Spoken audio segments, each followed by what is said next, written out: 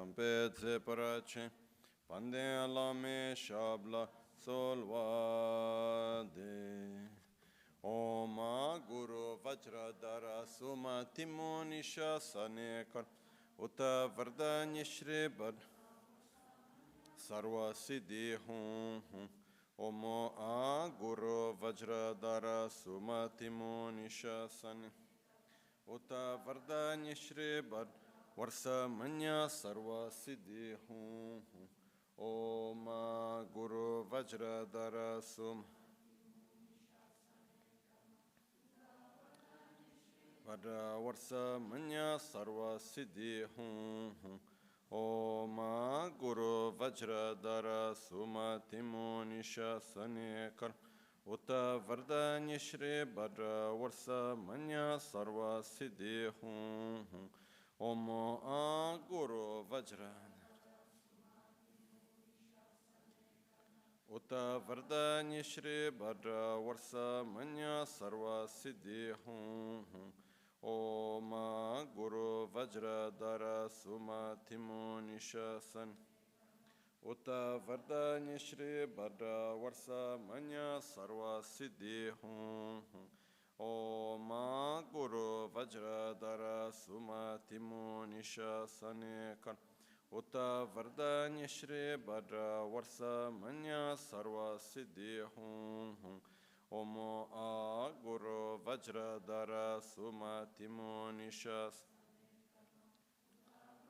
Nishri Bhadra Varsa Manya Sarva Siddhi Hum Omo A Guru Vajradhara Suma Timonisha Sanekar Uta Vardanya Shri Bhadra Varsa Manya Sarva Siddhi Hum Oma Guru Vajradhara Suma Timonisha Sanekar Uta Vardanya Shri Bhadra Varsa Manya Sarva Siddhi Hum Oma Guru Vajradhara Suma Timonisha Sanekar Uta Vardanya Shri Bhadra Varsa Manya Sarva Siddhi Hum Oma Guru Vajradhara Suma Timonisha Sanekar Uta Vardanya Shri Bhadra Varsa Manya Sarva Siddhi Hum Oma Guru Vajradhara Suma Timonisha Sanekar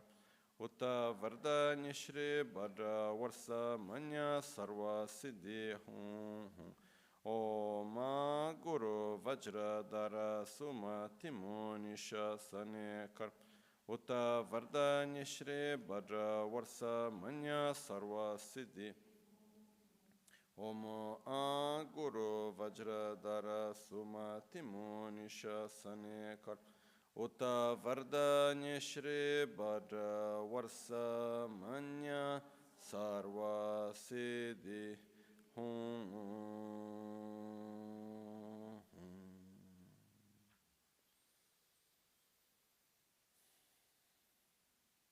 Pakyuke akudan dagelu Pakyuke sundan dagenga Pakyuke tukdan dageyin Ten yerme çiktu Chingelo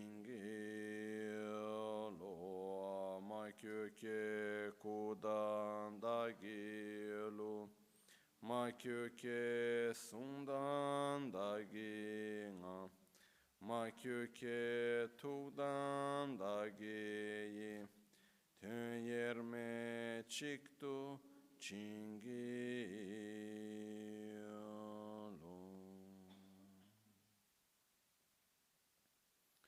Omo muni amuni Mahamuni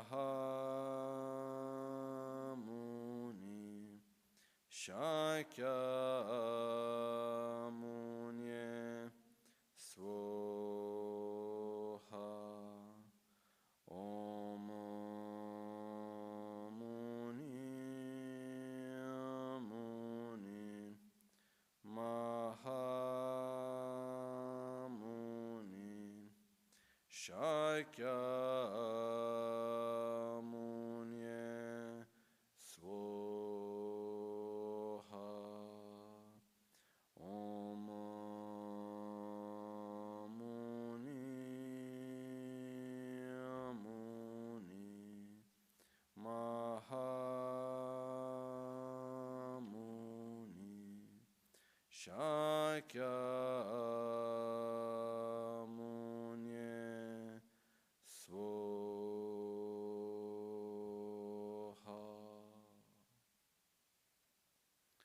Sashi Peke Chushi Medo Tran Rab Lingshi Nide Gembadi Sange Shindu Mikde Ulwargi Drogu Namda Shingla Che Par Sho Yidam Guru Radna Mindrala Kam Niryata Yami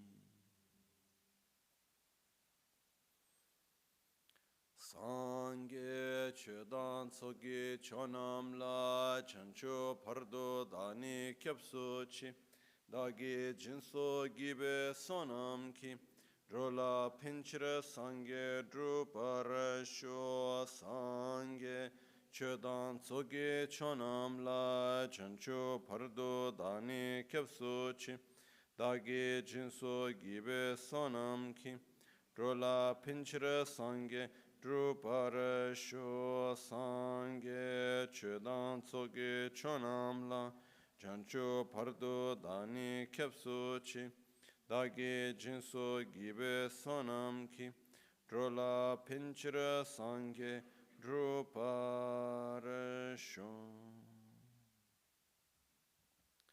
Nel Buddha, nel Dharma e nel Sangha prendo rifugio. In the Buddha, Dharma and Sangha, I take refuge until enlightenment.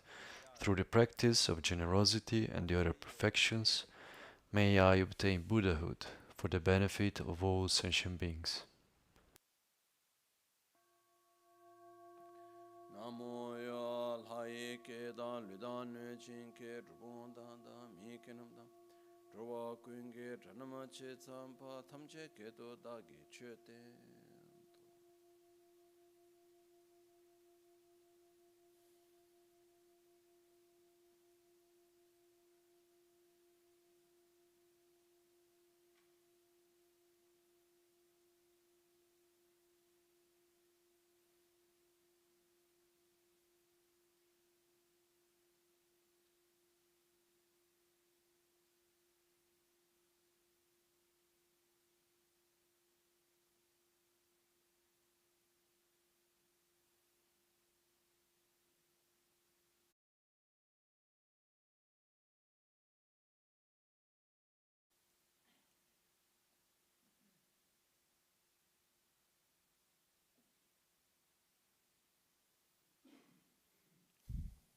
Per comprendere un po' meglio To comprehend a bit better the next part,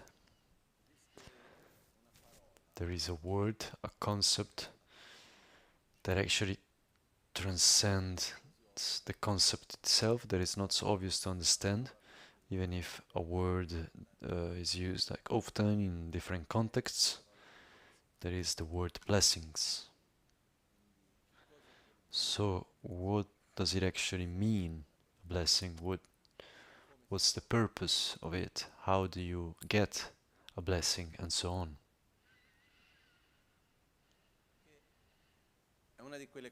Because it's one of those things that, okay, we know the word, there is the original term in Tibetan, and the Italian translation is also used like in other contexts other than Buddhism. It's like a term that is quite common in many senses, but I guess many words we use them, but we have never really asked what is the meaning, what is the definition, what does it mean. If I tell you, can you give me your blessings, what am I actually asking? And since the next part is that before starting the actual meditation, we should request the blessings. So let's try to understand what does it actually mean. started from the principle that is the fact that no one can make another experience something for which someone has not created the causes yet. So I cannot make you experience something that it's either good or bad for which you have not created the cause to experience. Just as someone cannot make us experience something for which we ourselves haven't created the causes. A blessing, so, doesn't have the power to make us live something for which we didn't create the causes. On the other hand, we are beings that interact. We are relational beings. We are not something that exists in an autonomous, detached way. We exist on the basis of interaction. And in front of this, what happens is that we are influenced by interaction. More than influence, that's not even the right term, because when I say I am influenced by you, somewhere I'm saying that I exist without you. I don't know if this is clear. I am there, but then there is also you, and your way of being and of thinking, saying, influences me. If we want to be more precise, it's not really that you influence me and I influence you. Me, in that moment, I exist in the way that I exist, in dependence of the interaction with you. In every instant, we exist in dependence with all the interactions that we have in that moment.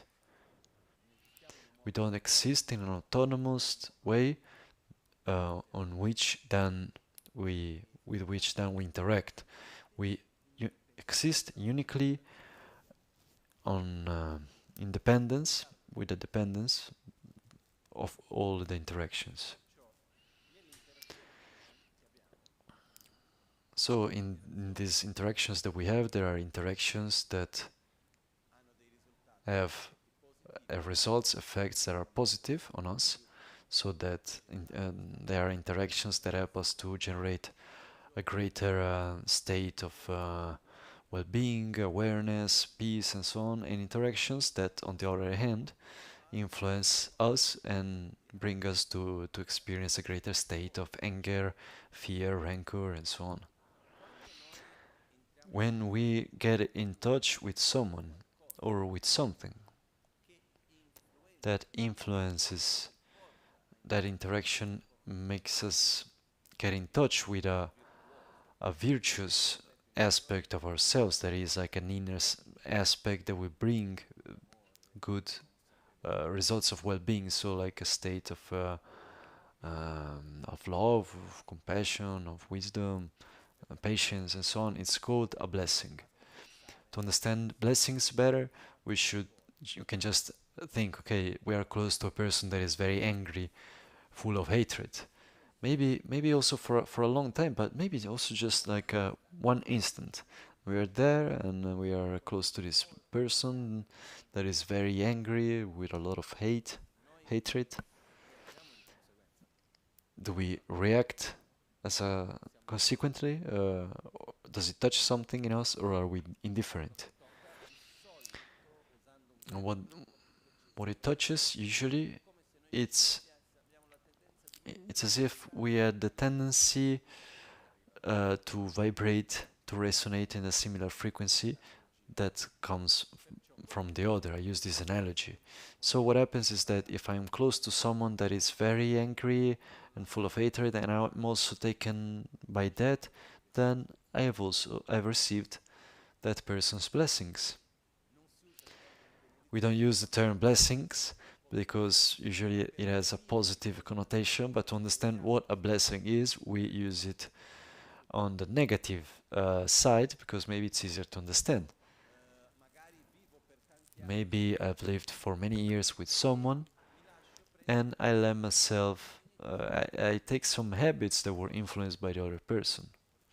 I received her blessings as a positive or negative influence that person has given me. So blessings, in other words, are an interaction that can happen both through a physical, mental, energetical, verbal, also images like memories. We can interact through a memory, a name, a sound, a physical contact, a contact on an energetical level. There are many ways that we can interact. There are as many ways to interact as many ways to give blessings there are. So every interaction is a condition through which we generate an positive inner state. So it helps, it gives us the strength to generate patience, awareness, to comprehend something that usually we don't understand, comprehend.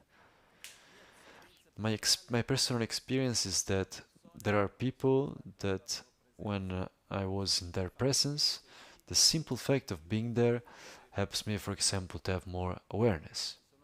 There are some whose presence bring me to have more compassion or concentration. I don't know, for example, comes to my mind when Trincha Rinpoche here gave the initiation of Yamantaka once. The compa was like super full, and something that the majority of people are not used to, sitting there like 5 hours straight with something that you have to concentrate on one thing and the other.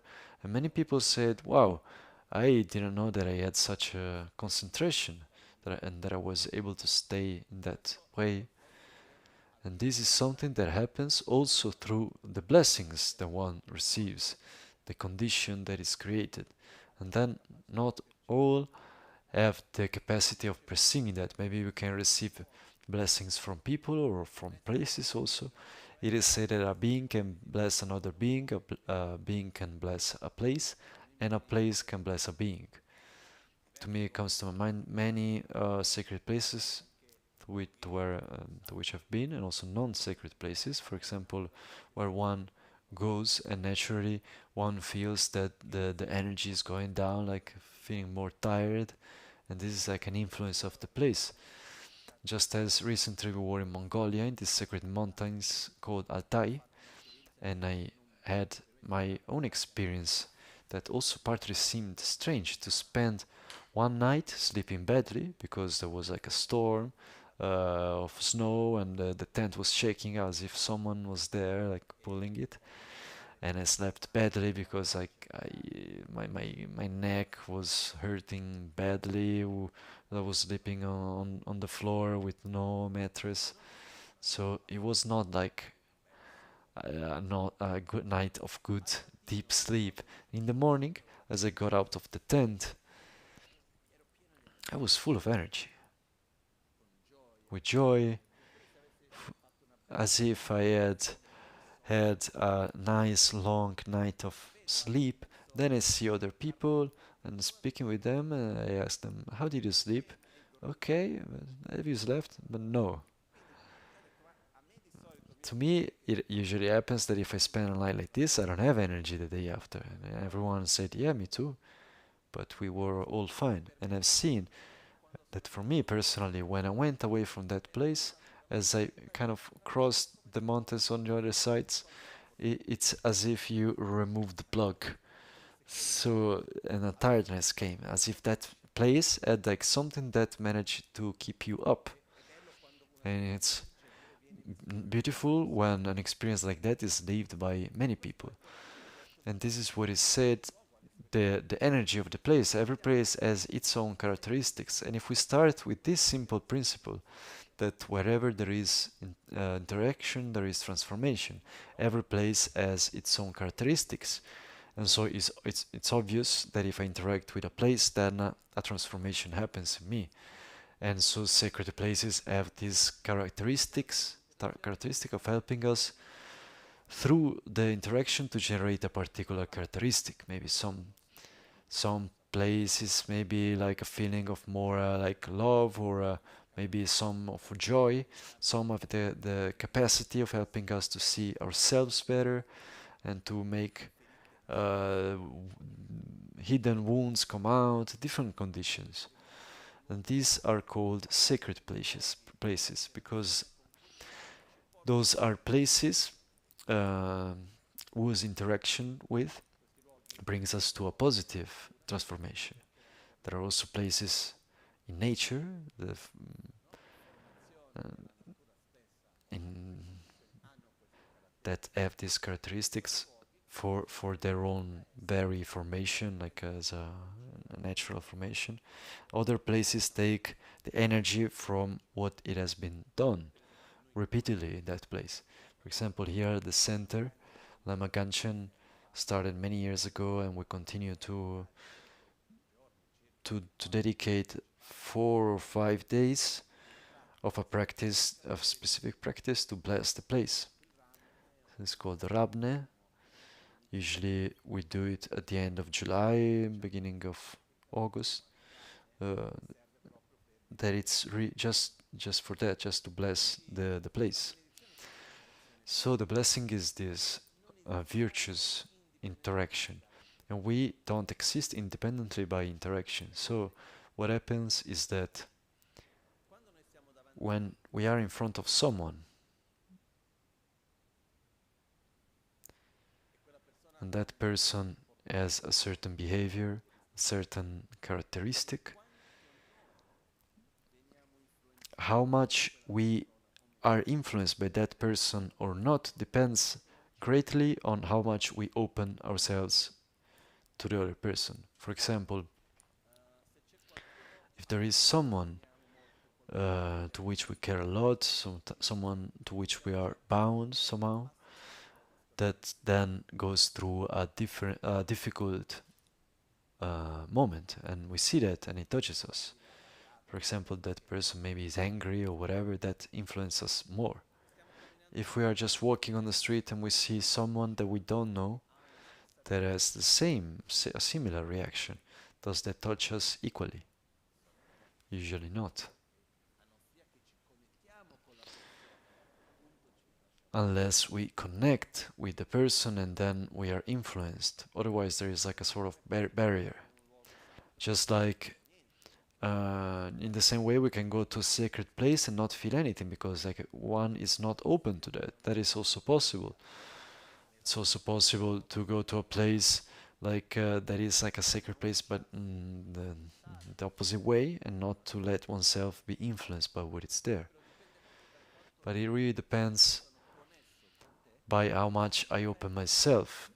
The more I am open to you, the more I'm connected to you, the more we influence each other, the more we interact, the more there is this exchange. I don't know if you can relate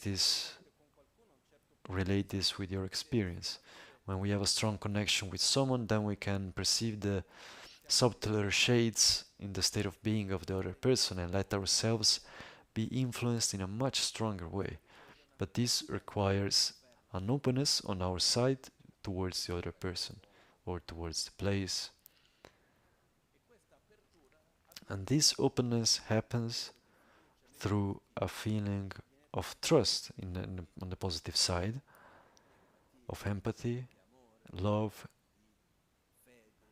of faith, of connection. The stronger is this feeling, the more I am open to you. And the more I'm open, the more I interact and the more I can receive. The more I'm open to receive the blessings. That is, I'm more open to interact and to receive a benefit from that interaction. It's similar to what we said before, that in order to receive help, we should ask for it. That it's not that if we don't ask, then the other doesn't want to give it to us. But it's the fact that if I'm not open to receiving help, then I won't be able to welcome that help and to put it into practice. With blessings, we can make like an analogy and say that a being, when it's present in a context, naturally emanates his or her own energy, interacts with the others in the same way with all. Let's imagine as if it was like a radio antenna that emanates radio frequencies with a music. And it depends by each one how much one is able to tune in to that frequency or not. The more I'm able to tune in, then the more the music is played like flawlessly. If I'm not tuning in at all, then it's as if it wasn't there. So the more I'm tuning in to the other, the more I'm able to receive and to interact. On one hand, one of the forces that creates this interaction is the feeling of love. So if we want to give a blessing, the force that helps us to connect with the other mostly is love and compassion. In order for a person to give blessings to the other, first of all, somehow one needs to see the other and to love each other and to direct towards the other. And this has a power. On the other hand, in order to receive, we should have trust, faith, love. Faith in the sense of recognizing the qualities and being there to receive. And this is what makes that union. They say that there is like the union there is with the hook of love with the ring of faith. Otherwise this connection doesn't happen. So in this phase of the practice, first of all, why do we want to receive the blessings? Because we want to develop some qualities. For example, the first meditation of the Lam Rim, we won't open that chapter today, but the first formal meditation is the meditation of trusting correctly the spiritual guide. So it's a meditation that it's done in order to generate the feeling of trust. And then there is meditation, for example, in recognizing the preciousness of this life, or the meditation on impermanence, the meditation on death, meditation of karma, and on the three forms of suffering of samsara, until like meditation on compassion, altruism, bodhicitta, and getting to the correct view of reality. So let's start from the first steps. But when I want to meditate on that, why do I want to meditate on trusting correctly the spiritual guide? Because I want to familiarize my mind to such a point that then I'm able to trust in a correct and sane way, in a way that it's not artificial. And so I request the blessings to Guru Buddha to do that. And if we go and see also in the Guru Puja, this is the point where we get to, that is like the verse 84.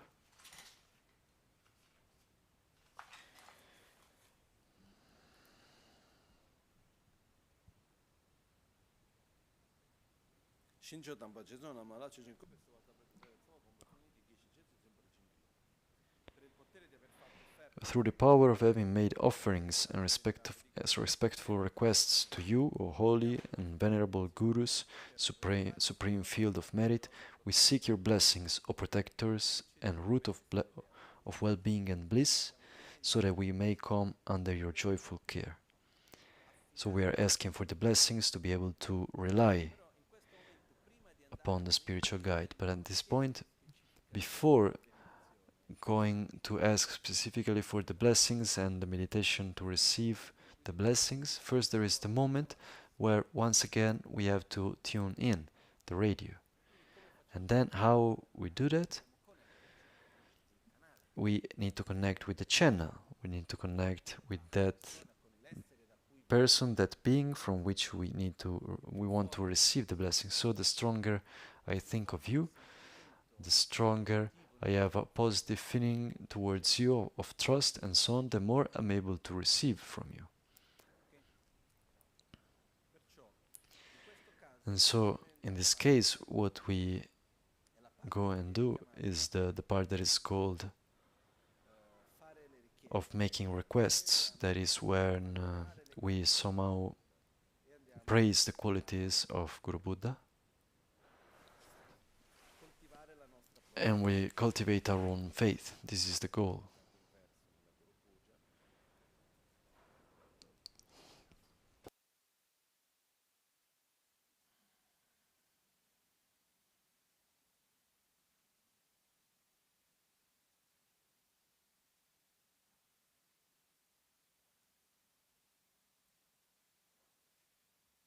Un secondo solo, che concentro una cosa sola.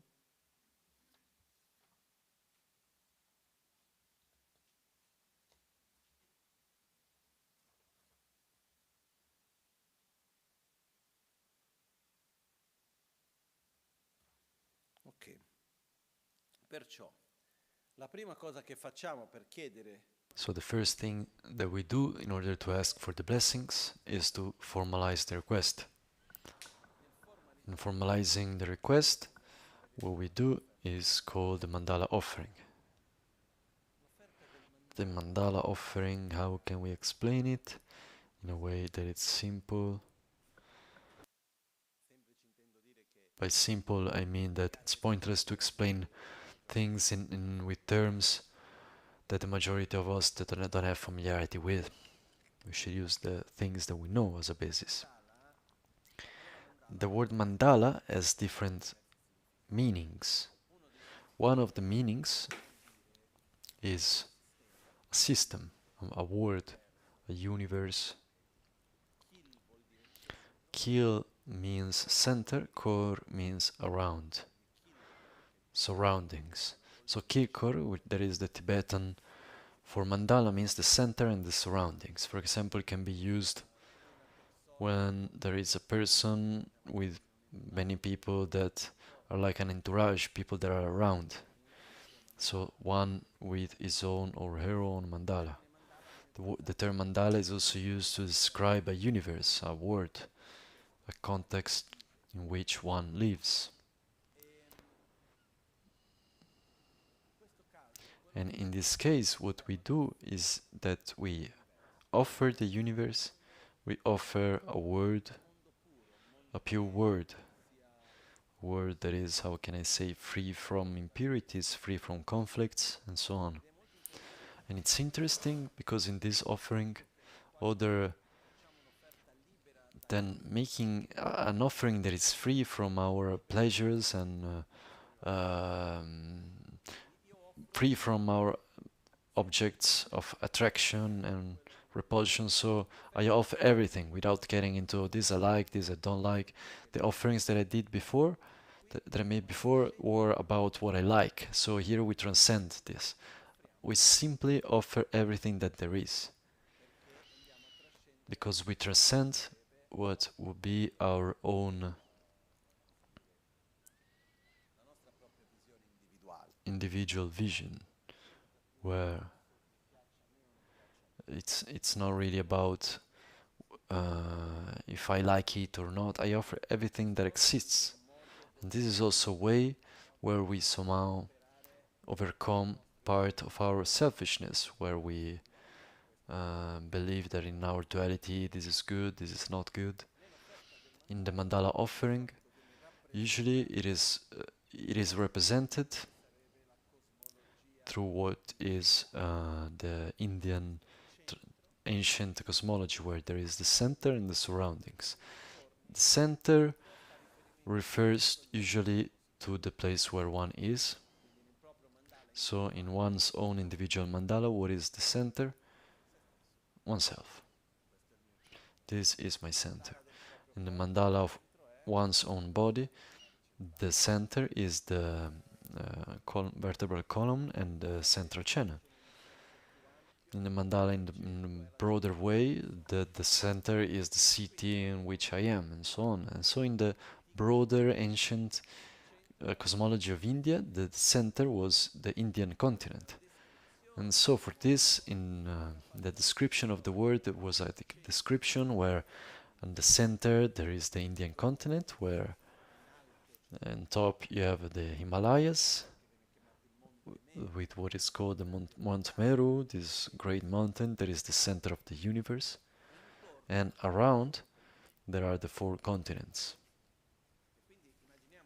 And so let's imagine that this is a description that was given at least 2500 years ago, where there were no maps like today. Uh, we in general have the tendency of wanting to compare things, but is it really like that, and so on. There was described that at the center there was the Indian continent, and then 4 main continents, and then like 8 small islands, 8 small continents. But what matters to us is not that. To my point of view, when we do the mandala offering, even if there is a tradition of visualizing this cosmology, where we also do this gesture, this mudra, that you do.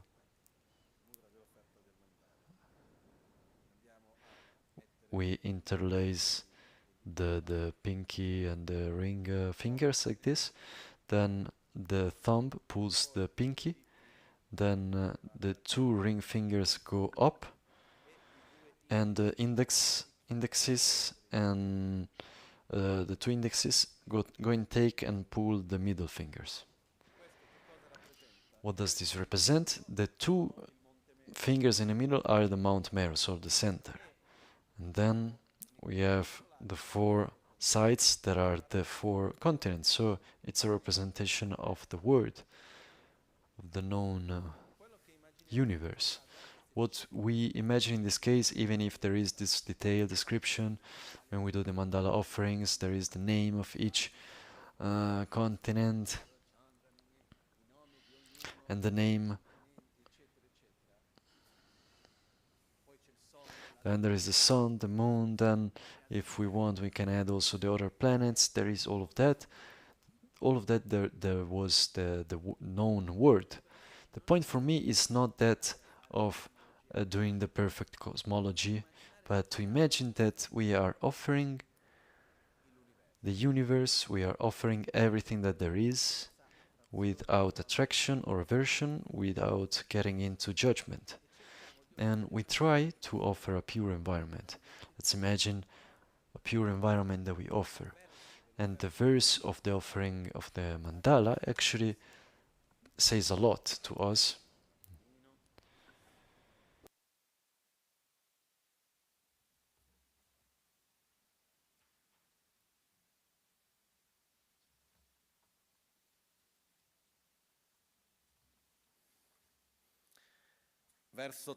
Pagina 37 della Guru Puja, verso...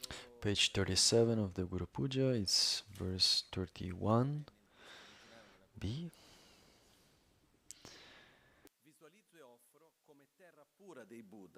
This ground anointed with perfumes, strewn with flowers, adorned with Mount Meru, the 4 continents, the sun and moon, I visualize and offer as a pure land of the Buddhas.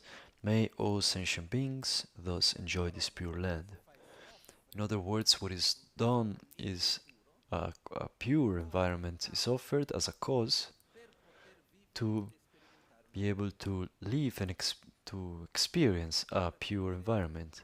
It's like creating this interdependence where I offer something, a pure environment, in order to be able myself one tomorrow, and I offer it not only to my name but to everyone's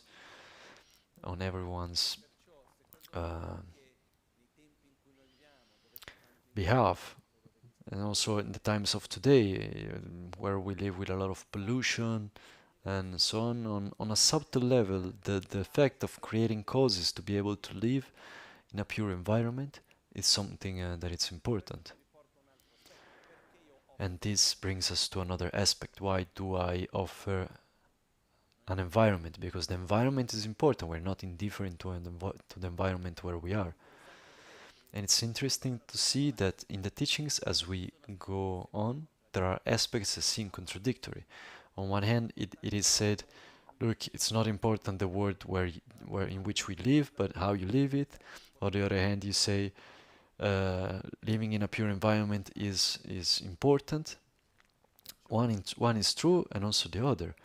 We are influenced by the environment in which we are, but we don't depend uniquely on that.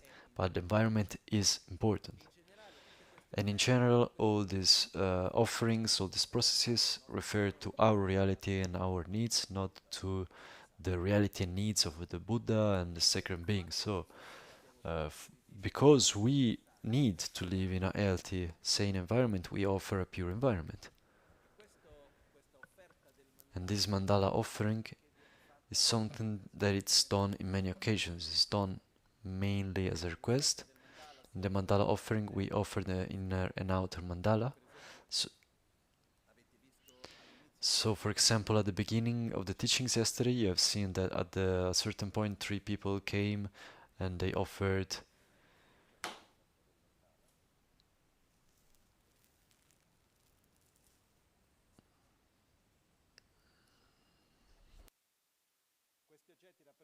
these objects represent the mandala offering, the outer and inner mandala offering. So, first of all, we have this object. What do you see here? A center point and 4. It's the same as we did before with the hand, so it represents. Then all around there are all the nice drawings with the offerings of the 5 senses and so on, but this represents the outer mandala. This represents that I'm offering everything that there is. I offer you a pure environment, I offer you the universe. And this so is the outer offering. Then the inner mandala offering. The inner mandala refers to our inner universe. And this is composed by 3 parts. The statue, which represents my body. I offer my body. Then I offer the text that represents I offer the speech. And then there is a stupa that represents I offer the mind. My universe, my individual universe, is formed by body, speech and mind. That is what we offer.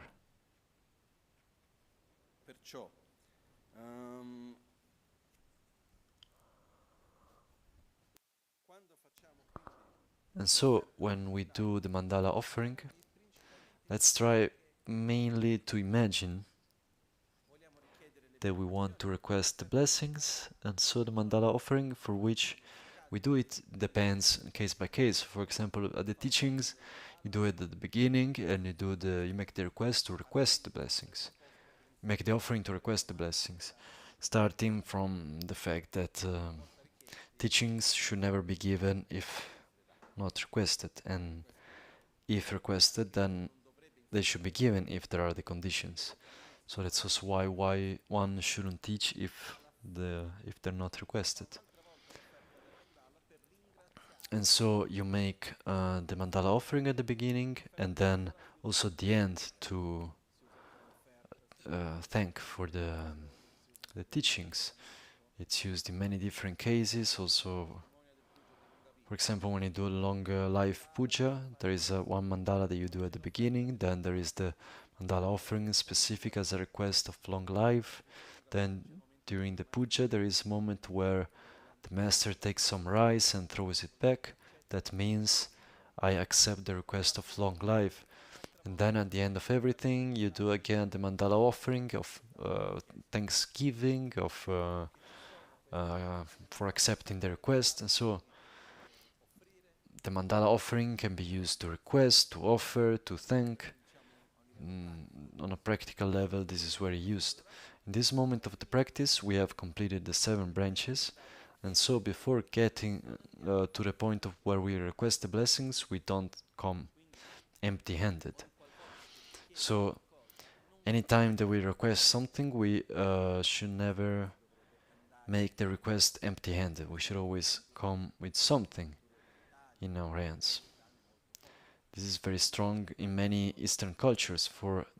Usually in the Western culture, it comes like kind of badly. So when you see like someone coming to you with a lot of presents, then it's like, what do you want from me? I feel like I'm being bought.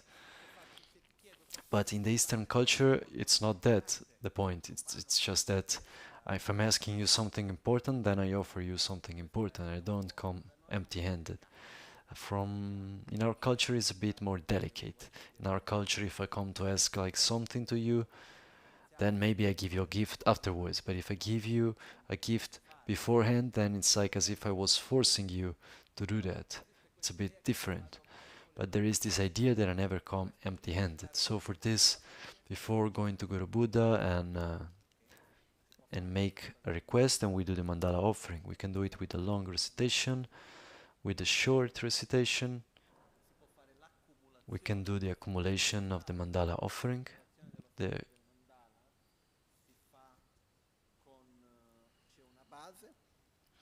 This is done. Okay, maybe next time I show you. It's an object that it's flat, on which some stones, some grains are placed, and then some circles are placed around, and then as you place, then you visualize that you visualize the universe there.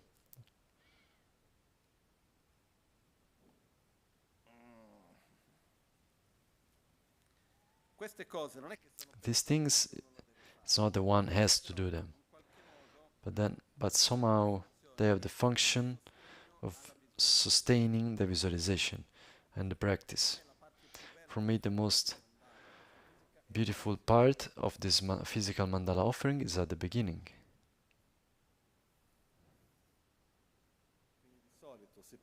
So you take the basis,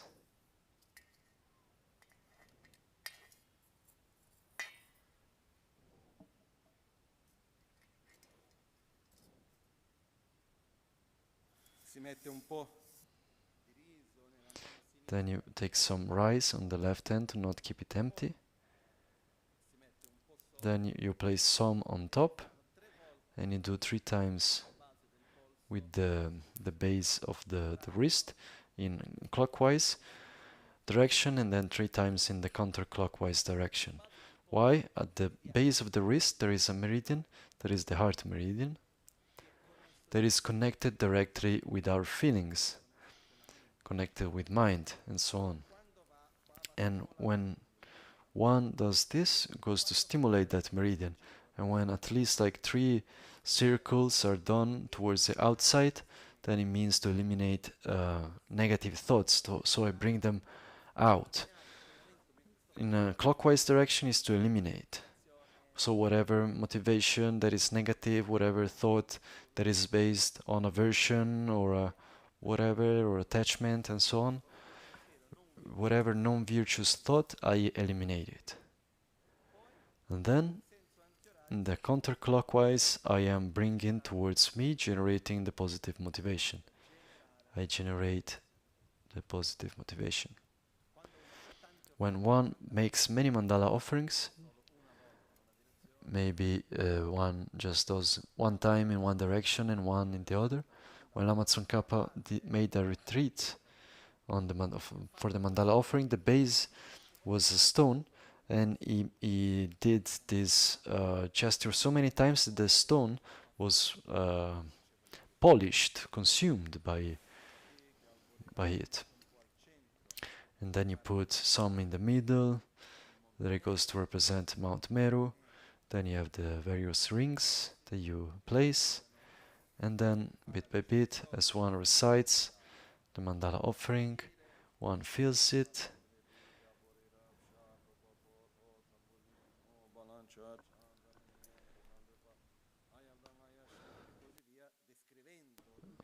One describes the universe, and then as one has filled it, and then if one like makes the long recitation, then you can add like 3 layers, or you can also just do 1 layer. So once we have filled it completely,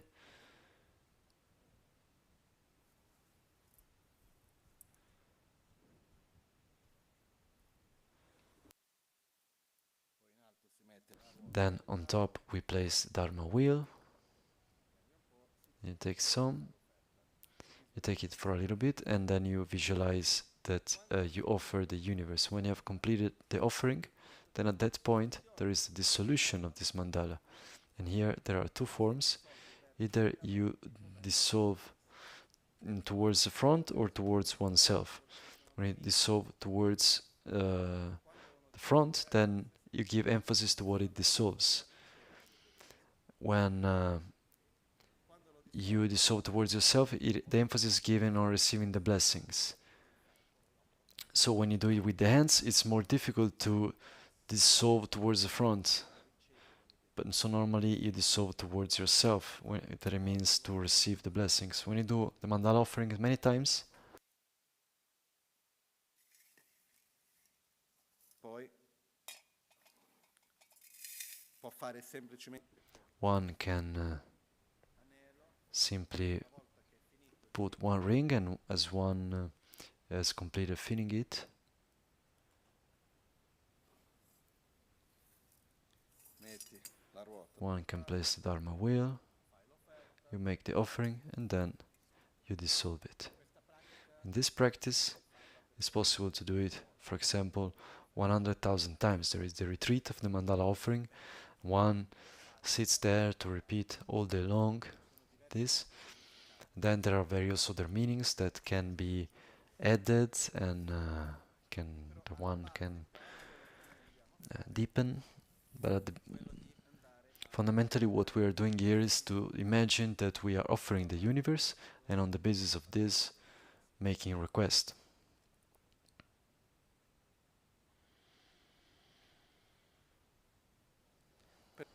And so let's remember that we find ourselves in front of Guru Buddha.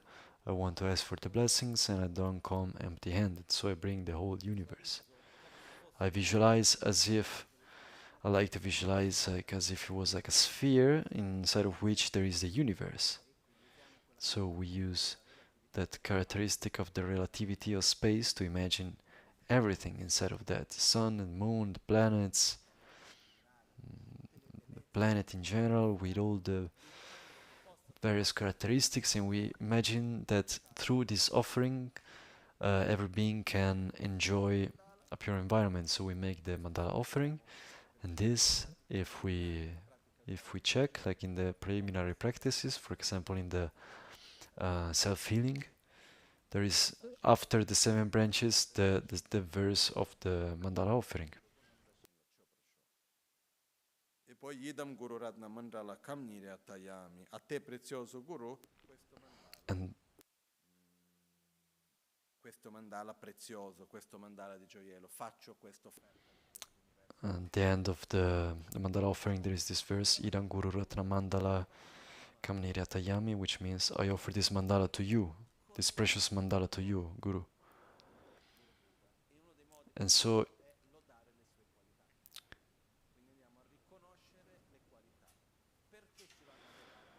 why does one praise the Guru's qualities? In order to connect, to help us to connect, to generate that inner state of faith. Faith is about seeing the qualities. Gratitude is about recognizing the benefit that we receive.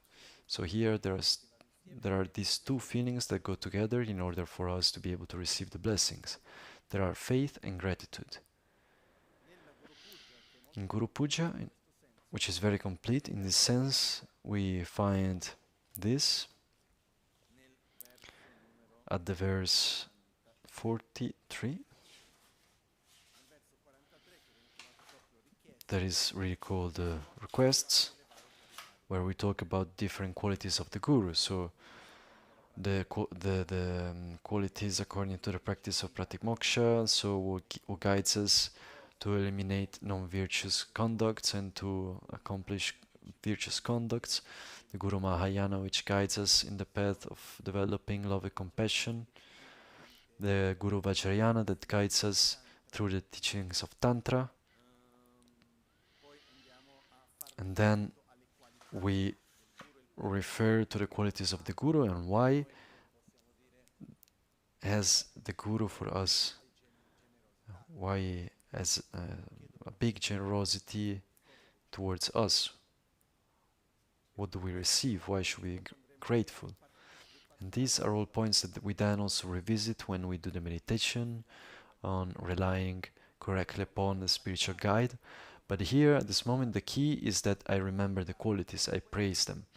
And through this, step by step, I feel closer and closer. I remove my defenses. I decrease, diminish my ego. I become more and more open with no fear of judgment, without having expectations, in a way that is completely open. And so in this moment, whether we recite these verses or whether we make the request of the blessings with the mantra of the Guru, for example, we can do this.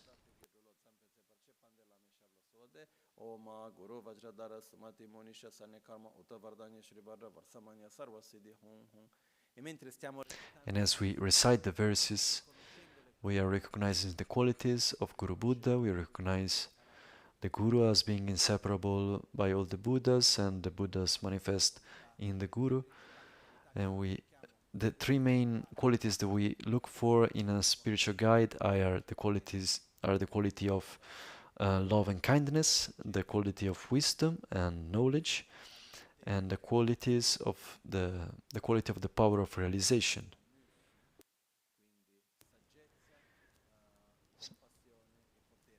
So wisdom, compassion, and power of realization.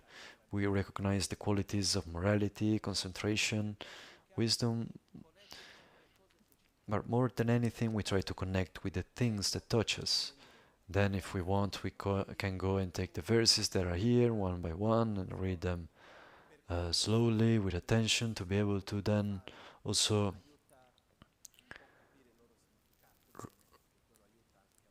recite these verses well. Then it also helps us to understand their meaning well. For example, to you, I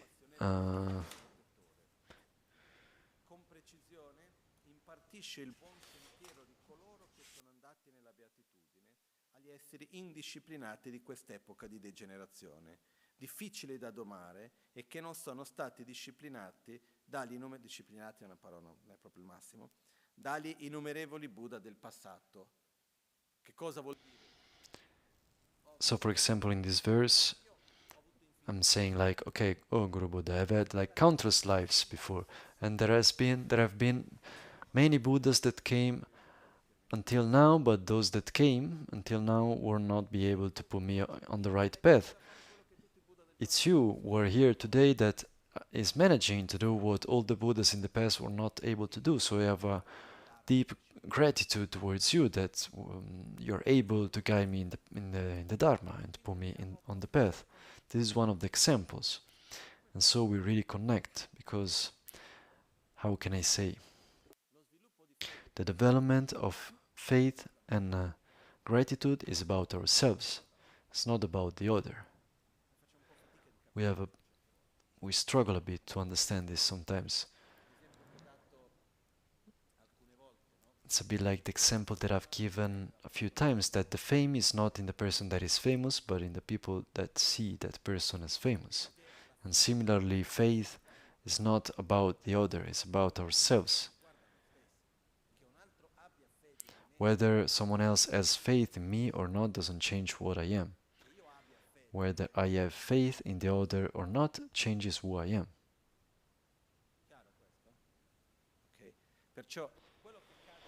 And so what happens, it's a bit like as if I go to a doctor and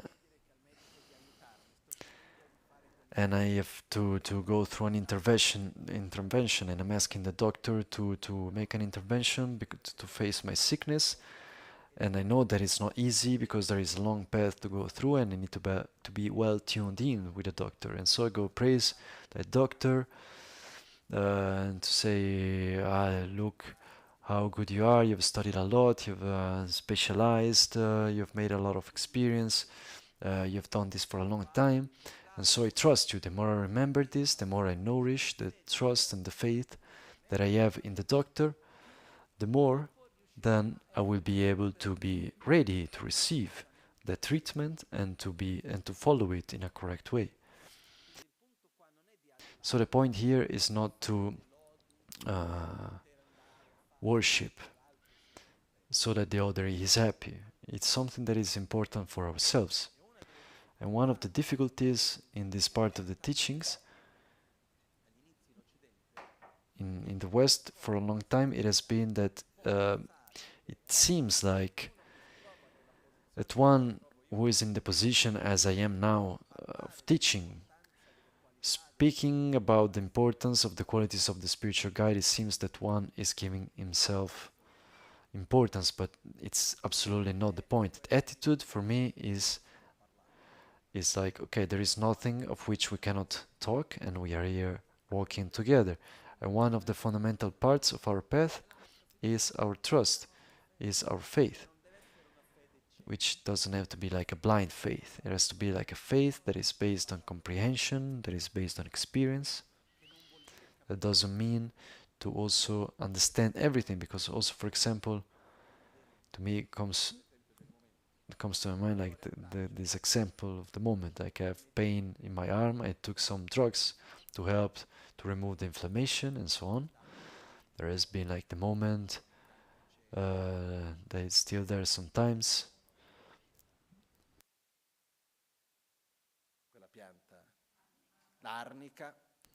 Of arnica, which works well. Then there were moments with the ibuprofene, the painkiller, and so there is one and the other. But if you ask me, does it work? In my experience, yes. And so I trust that that drug works because I tried it, I've taken it, and it had a good effect. If you ask me how does it work, I have no clue. What are the active principles or the chemical reaction that it generates and so on? There is who can explain it, and if I want to understand it, yeah, if I go through a whole process of studies that it's not immediate, yes.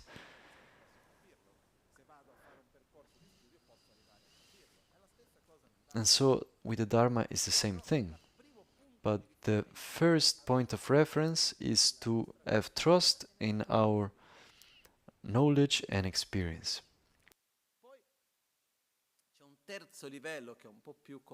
Then there is a third level that is a bit more complex, that is that there are some aspects that we neither have the means to neither understand and also to experience directly. And so we need to trust the other. I go to a doctor, I've seen him making some treatments to me, and they work. What he gave to me until now, it works. And then he tells me, look, for that thing, then you have to go and do that treatment. I don't understand it, I've never done it, but I have trust because I've had an experience up to now that showed me that what he does is correct, and so I trust him. And so what happens is that on the spiritual path we should give priority to our knowledge and our experience. And by trusting this, then we also place trust in the spiritual guides, those that are alive or not alive. For example, I've had always like a strong faith in Lama Je Tsong Khapa, because what I've read of him has always proven to be very, very deep, very correct.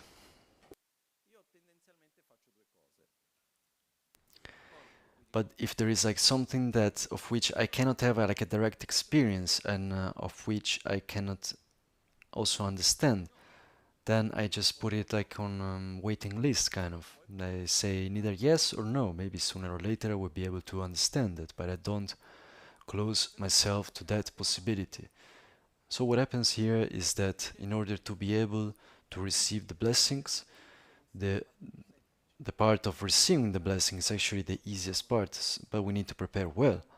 We open, we make the request, by cultivating also the faith and the gratitude inside of ourselves. These are the two characteristics that nourish, or better, that tune in, make us tune in to receive the blessings. Faith is not blind faith, it's a faith that is based on our own experience, a faith that is based on comprehension, on experience, on feelings. And by faith we mean I recognize and I have trust in the qualities and in the potential of someone. And so I can have faith in the dentist. Yes, the faith that I can have in the dentist is not about the faith that I believe that like the dentist can resolve my mortgage. It's also maybe like it's the other way around. Let's say that, okay. What happens is that in what way I have faith in the dentist? I have faith that the dentist has the capacity of solving the problems that I have with my teeth. He has that knowledge, that experience, and so I can rely upon him and to stay there with the mouth open so that he can fix the things with my teeth. I have trust in that. So when we talk about having faith, I have faith in the water. Why? Because I know that water exists. I have faith in the fact that water can eliminate thirst, that water can clean, and so on. So I have faith in the function, in the potential, in the qualities of something or someone. And so faith in the Guru, what is the starting point of this, that I want to get out of samsara? I have trust.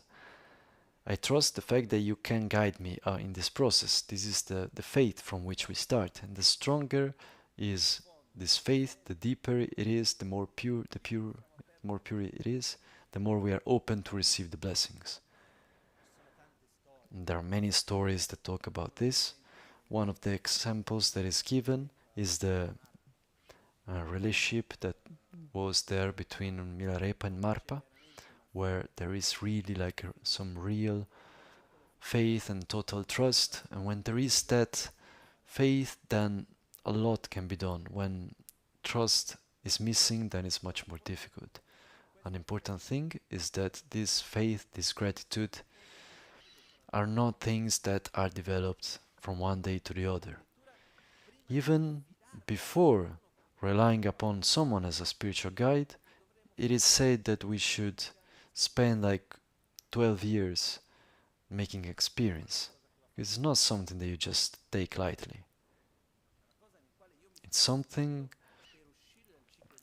where I am relying upon a person to get out of the cycle of suffering, and in order to be able to do that, one needs to try to see that, to check that one can trust, like on a human level, on the knowledge level, on the level of the inner qualities that I can rely upon completely, by all means. For example, one of the fundamental qualities that I've always looked for in my spiritual guides, other than someone being able to transmit something to me that I don't know, is that that person needs to love me. If that being that is there doesn't love me, that is, my happiness and my suffering are not important for him or her, then personally I don't trust. It has already happened to me in Tibet that one of my masters, he was very busy and he sent me one of his disciples to give me a lesson. He was very good from a technical point of view. He had a very great knowledge of all the texts and so on. But after that first encounter, then I said, never again, because I don't receive teachings by someone where I don't feel that that person cares about me. I rather receive teachings by someone that has less intellectual capacity but has a more pure feeling, rather than someone that is there because he has to be there, because he has to do it. I am not judging the person, but my perception, like how I received it. The same thing, it's if I go to a doctor, for me it's fundamental if I go to a doctor that I feel that the doctor cares about my well-being. It has already happened to me to go to a doctor, once in particular, where I really didn't feel that, and I didn't take anything of which he prescribed. I looked for another one because I don't trust it. For me, at the basis, there needs to be that feeling, and on the spiritual level, this becomes even more. You would say that the stakes are higher. L'asticella che si alza è qualcosa che richiede ancora di più. It's something that requires even more. So it's a path that we should do gradually. And even when we have relied upon someone, our state of faith, trust, and gratitude is something that needs to be cultivated during the years, not immediate. I make a personal example. Once I was here in Albagnano. Many years have passed, actually. And at the time, I had a mundane commitment with a friend where once a year we would go to the movies in Milan, in Melzo. And this friend of mine is like fixated with having like perfect sound system and so on. And so once a year we went there.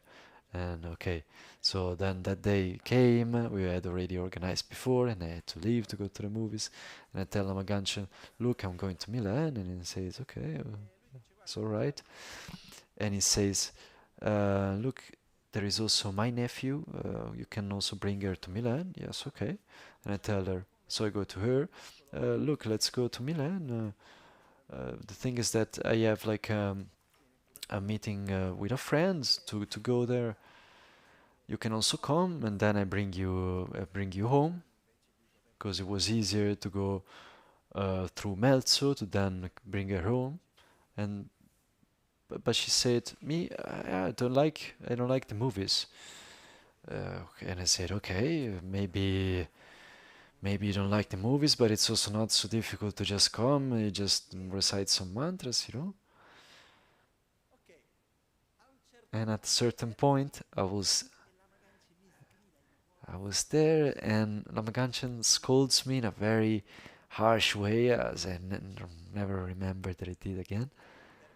And he told me, like using a strong Tibetan term, that is like something like, hide the dirt below the carpet. Go on doing that, so that you also end up below the carpet, and your head explodes, something like that, something very harsh. And other than the fact that he said that in front of like 15 Tibetan people, and in the first moment, the first reaction, inner reaction was like, I put myself on the defense. What have I done wrong? And then I stopped before answering, and then I told myself, okay, if you told me this, there is a reason. I breathed a bit. I resolved the practical aspect. So he said, no, don't bring her anymore. No, I bring her. Then I called my friend, I changed the time. We went to a later session, and then I brought her home first, and then we went to the movies. But what I realized at the moment, it's not that I was hiding something from Lavaganchen. Rinpoche was like the most open person that I got to know, with which never any taboo had existed. It's not that he scolded me for going to the movies, but somewhere inside of me there was like a slight sense of guilt, because he constantly was 24 hours a day at the service of everyone, and that feeling, okay, I go to the movies, it's a bit like as if I was not doing what I had to do, and there was like a very slight feeling of a kind of dynamic of, okay, not hiding but also not saying, like kind of creating a slight interference in the communication. So the communication was not tuned in perfectly, I was starting to kind of hide something, and when Lama Ganchen scolded me in that way, then after that I was very grateful, because it was like saying, okay, our the way we are tuned in is perfect, and as you get out of that, then you immediately hear the noise.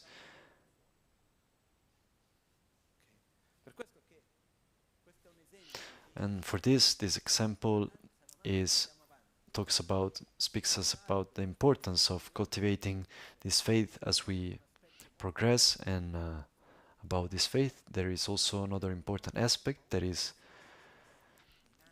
the fact of not being afraid of being oneself in front of actually anyone, but at least in front of the Guru. We shouldn't be afraid of really having to be good to show that we are good, to show that we are the great practitioners. We shouldn't be afraid of showing our mental defilements, of showing who we are, of being ourselves, of being just completely transparent. It's a bit like I go to the doctor. It's not that I have to lie to the doctor and tell him that I'm taking the drugs when I'm not taking them. I should be totally transparent and sincere, so that he can help me in the best way. And so also in front of the Buddha, we should really allow ourselves to be ourselves. And this is also something that you don't obtain like immediately. We are afraid of the judgment. And so we should learn bit by bit to go beyond this. And so this faith, this trust that is developed gradually, is also a faith where we allow ourselves to be ourselves. We don't hide any aspect anymore. We want to improve, but we are not afraid of being who we are and to show who or what we are.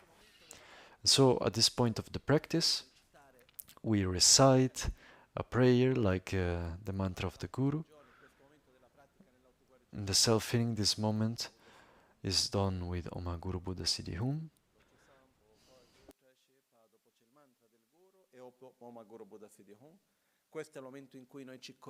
This is the moment where we connect with Buddha, we remember his qualities, and we cultivate our faith. In order to do this, across the centuries, there have been like many masters that have written many texts where they wrote the verses that they were using in their practice to do this. And among this, one of the most important texts and well-known texts that exists in English, and that I also wanted to translate it and to put it in Italian, is called Lam Rim that is, Lam Rim is the gradual path to enlightenment, and Delam is the easy path, or the joyous path. In English, it's translated as easy path.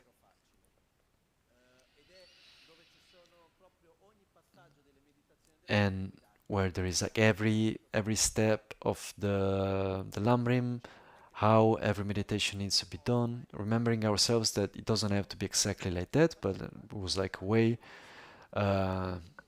how Panchen Losang Choki Gyatso was doing it, and they shared it with us, and so we can do it in the same way.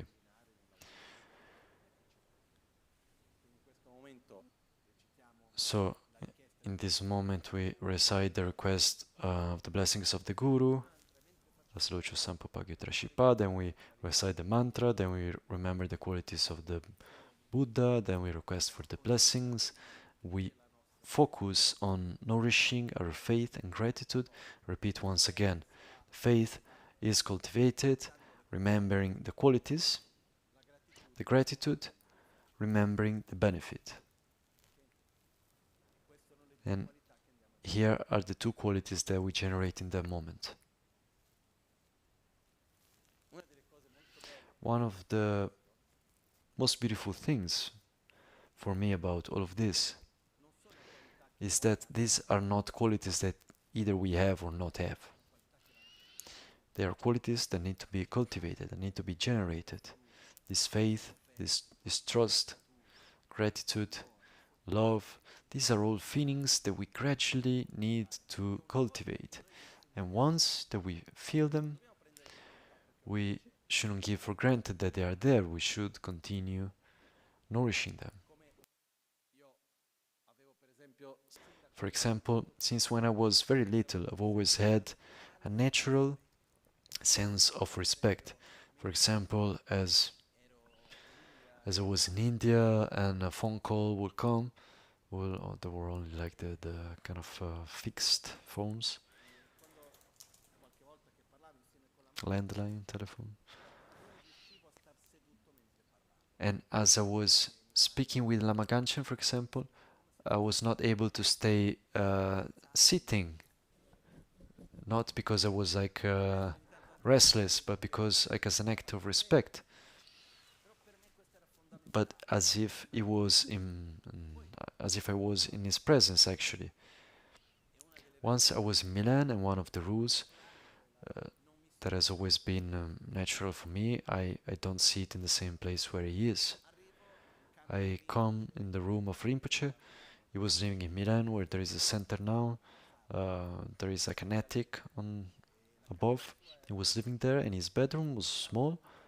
Basically, there was like a mattress on the ground with a tatami, and then there was like another mattress and a little space to walk, and the altar on one side. And very often, if someone will come to visit him, he was sitting on the bed and people would sit around. And it happened to me that I went to visit him and it was like full of people. Okay, just need like 4 people to fill the room. But anyway, it was quite full. And so I sat where the door was. And but he said, no, sit here next to me on the bed. And I said, no, I don't feel at ease. And he said, sit here. No. Yes. And then at that point I thought, what is worse, to not do what he told me, or to sit there? And okay, not to do what he told me. And so I sat there. And so imagine that there is like the bed, and so I sat like where there was like kind of like the corner a bit outside the bed. I was not feeling at ease. The day after, a similar thing happens. I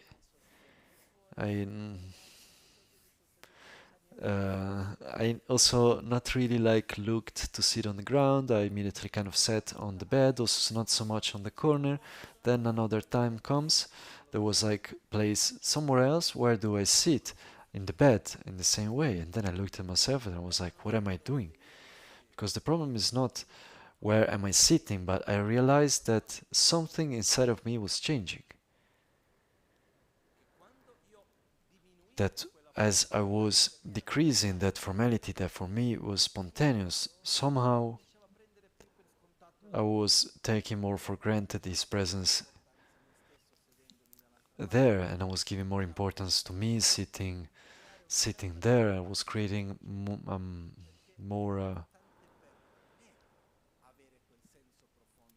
I was creating something that was not there. I was kind of breaking a sense of gratitude that was very important for me, like to have the sense of wonder, to be in his presence. And so this is something that is important for us. It's not that it will make any difference to him whether I would sit in one place or the other, but for me, yes.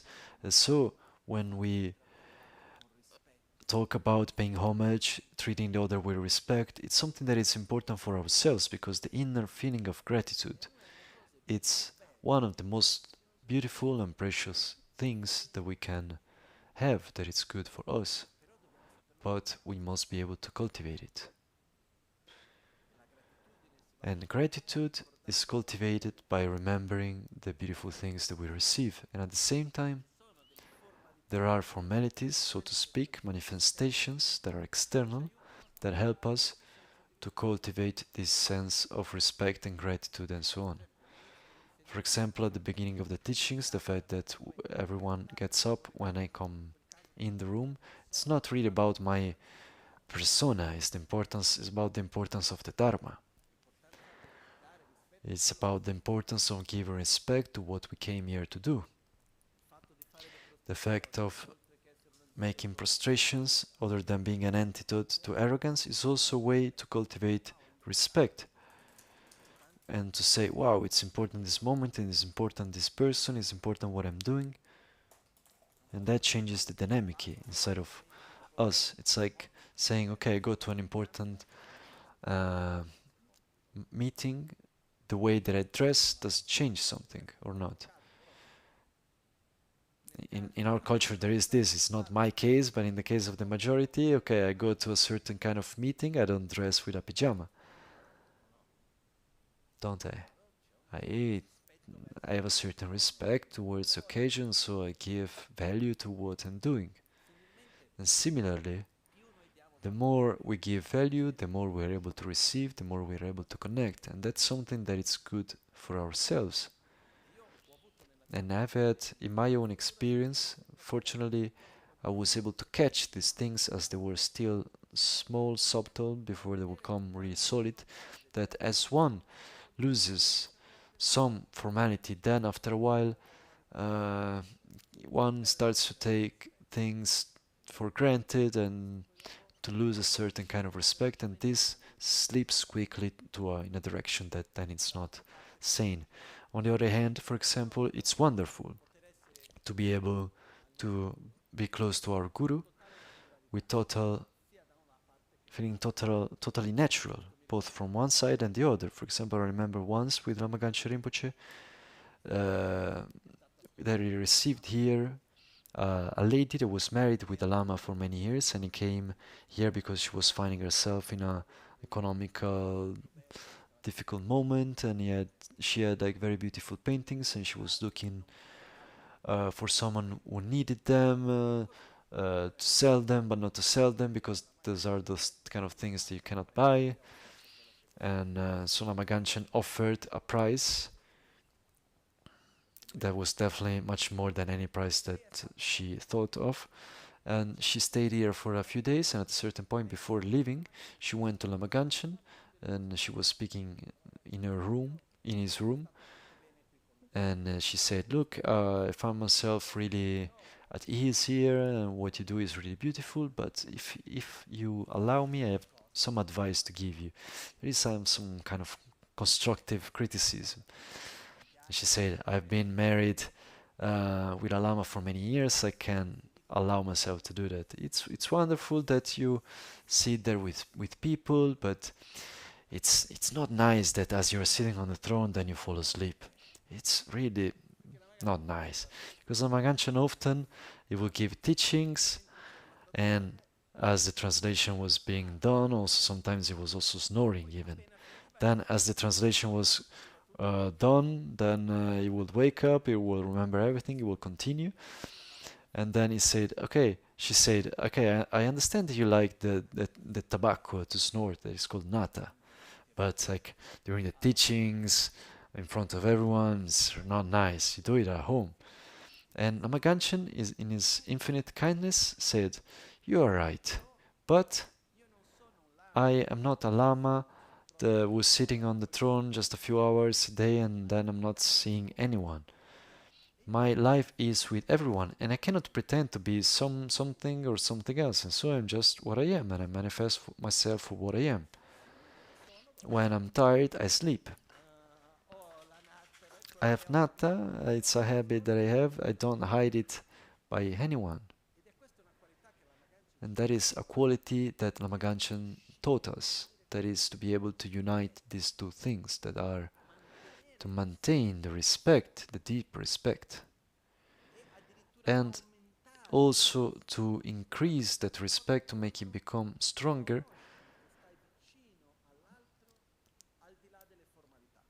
when you get to know and you're close to the other aside of the formalities, beyond the formalities. Because when we are close to each other, when we are transparent with each other, then we can really open with each other with what it's inside of each one. And when we're able to be in this relationship where you don't have to hide anything, and you're able towards your guru to not relate only with an idealized image, but to allow oneself to go beyond that and to still maintain the deep respect and not fall in the trap of judgment.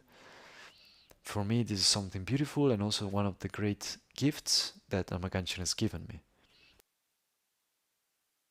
Questo per dire che il nostro rapporto All of this to say that our relationship with our spiritual guide is something that needs to be cultivated, needs to be nourished in time. It's not that necessarily we have to be there close to the spiritual guide all the time. Our gurus are not necessarily our friends that we hang out with and chat and laugh. For the majority of us, actually, it's also not good, not sane to mix things too much. This is also another thing. One needs a certain maturity. But the point is to be able to gradually cultivate a relationship of trust, of love. There are masters that I've seen just a few times in my life, but they have continued, they have guided me, and they continue also up today to guide me. And so it's also not about how much time does one spend with the other. Maybe someone would ask me, maybe people thought that I could speak with Lama Ganchen all the time. Like once actually I wanted to talk about him, about something, and I had to wait for 1 year. Rinpoche, look about that thing that I want to talk to you about. Ah, yes, yes. Someone says, maybe asks, like, how? And he was right to make me wait. Because in those moments I was not ready for the answers that he would have given me. But the point that I want to talk about, it's not about how we are closed physically, but how connected we are internally. This is the most important thing. One can be closed day and night with the most perfect Buddha and not connect with him or her and not receive anything. And on the other hand, you can meet only once a year or once a life and receive a lot. Among the disciples of Buddha, Shakyamuni, the last one of the 500 that got the realizations, the last one that received them was his attendant Ananda, that was with him most of the time. ed è una cosa che dobbiamo imparare a sviluppare e coltivare. Ok?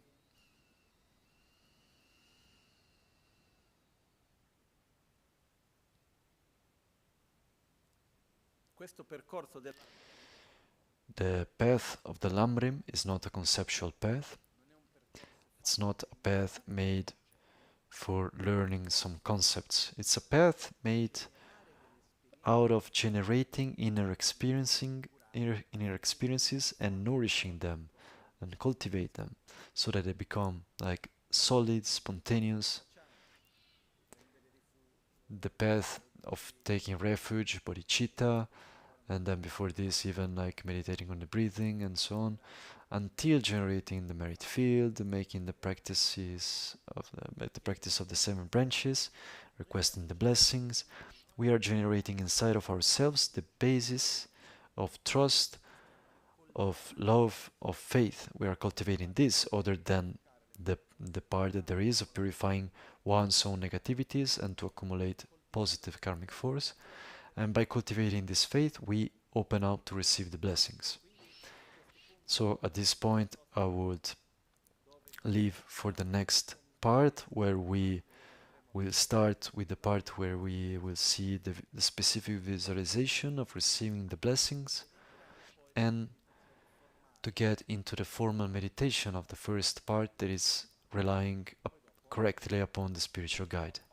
And then, okay, of course we won't repeat the preliminaries every time, but even though when one goes to meditate, one should repeat the preliminaries, the main meditation changes, and one still always repeats the preliminaries.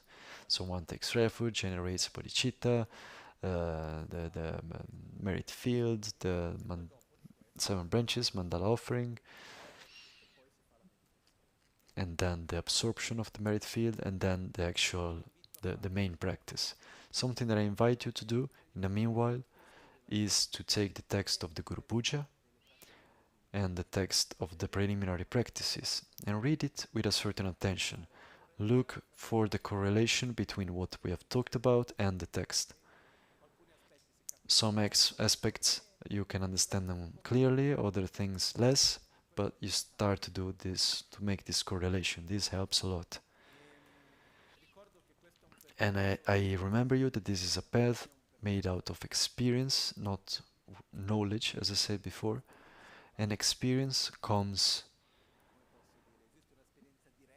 there is like a direct experience that needs to be lived, and then there is the path where we induce ourselves to the experience, repeating through the visualization and so on. It's a bit like, I have fallen in love, now I need to keep that flame alive. And so I need to remember the importance of it, of that relationship, of those feelings, to put myself in contact with it, to nourish the feeling.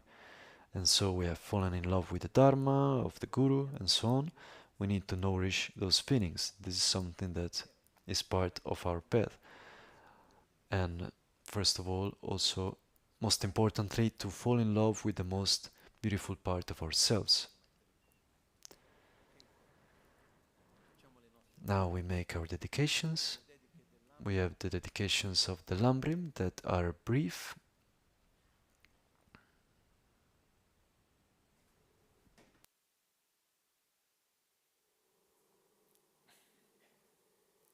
Poi io per la prossima volta For the next time, I will also bring for you both the text at the beginning of the Lam Rim to request the blessings of the lineage of the Lam Rim, and also the prayers in Italian, so that we can recite them also in Italian. I like it also to do it in Tibetan, because we are living a moment of bridge where these teachings come to us from Tibet. I am like with one foot on one side and one on the other. I'm acting like as a bridge. So on one hand, I follow exactly the tradition as I have received it. On the other hand, I adapt it to the mentality and the times in which we find ourselves, in the context where we are. And there is this bridge that is, according to me, very important to keep it alive, and not to jump immediately on the other side and cut the link with the other side. And then bit by bit there will be like the time where the bridge will still be there, but there will be no one on the bridge. Now we still have this contact that is alive, and for this I like to do a part in Tibetan, then we will also do a part in Italian, and like this. We do the mandala, make the mandala offering for saying thanks.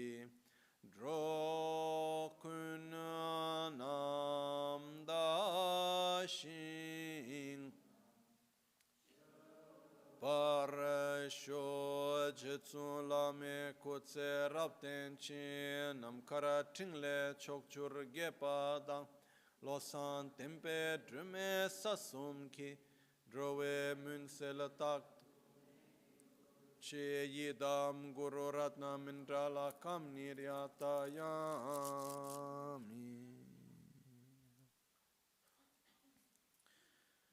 Rinto bele tsonye nye katra yangpa kanshe sakpa te lomi mare gidon drowa nama namdren gyawe wangbor dagyur che terma songwe tserav kundu yang jambe yange tsewe je songne tempe rimba kunsa lamge cho nyene drube gyalnama nyeche sho rangi jishin tokpe lamge ne shukdra tsewe drambe tapke ki drove yiki mumba selche ne gyawe tempa yurin zingru chi tempa rinchen choge makya pan kyapkya nyambra gyurbe choktere ni Ningche chimbu yiraba kyopa ye pende terde selwara chebra shom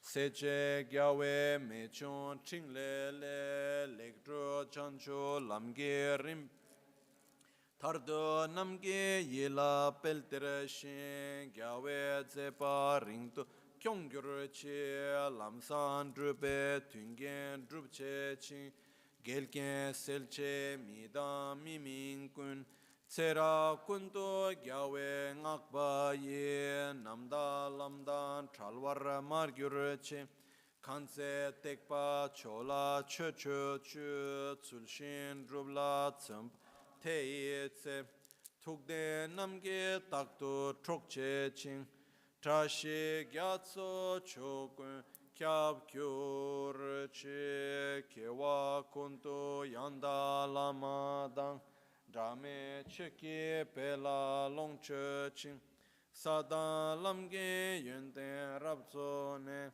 dorje change kopa nyur tobe sho nimo dele tsendele nime kuyan delek shing delek pe kuncho sumke chingelo kuncho sumke ngodrubo tsol kuncho sumke trashisho al-alba At dawn or dusk, at night or midday, may the three jewels grant us their blessings. May they help us to achieve all realizations and sprinkle the path of our lives with various signs of auspiciousness. at dawn or dusk, at night or midday, may the three jewels grant us their blessings. May they help us to achieve all realizations and spring all the path of our lives with various signs of auspiciousness. Mi me tserwe ter chen cheresi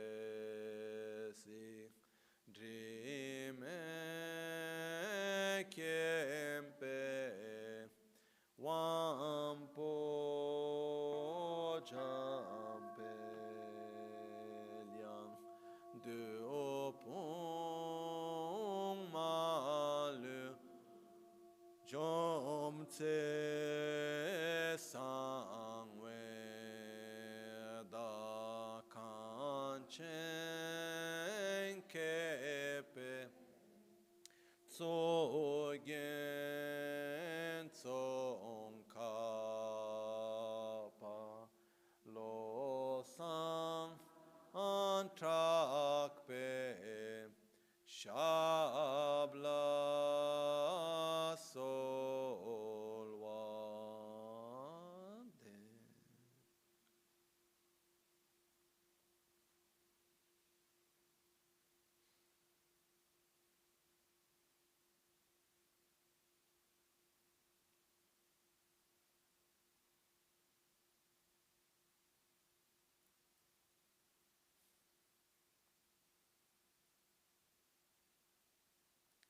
Concludiamo per oggi. For today, we conclude here. Tomorrow morning, there will still be teachings for the morning inspirations. Then, during this month, if I remember correctly, there are no other teachings. It's a period that I will dedicate mostly to trying to solve this arm issue. I've already done some things, but some time is required. I'm feeling much better than before. Like a few weeks ago, the Wednesday of Kumpen, as I said, I follow like 10 days of treatment. I have much less pain than before. Still don't have like mobility, but most of the pain is gone. Just to share a bit. Anyway, during this month I will be there, but also not be there so much because I have to dedicate myself to this. And I invite you during this period to read again, to revisit, to meditate on what we have seen up to now. And so as we proceed, we make it so that it's not just a knowledge, but something of which one has a direct experience. Thank you everyone, have a good evening.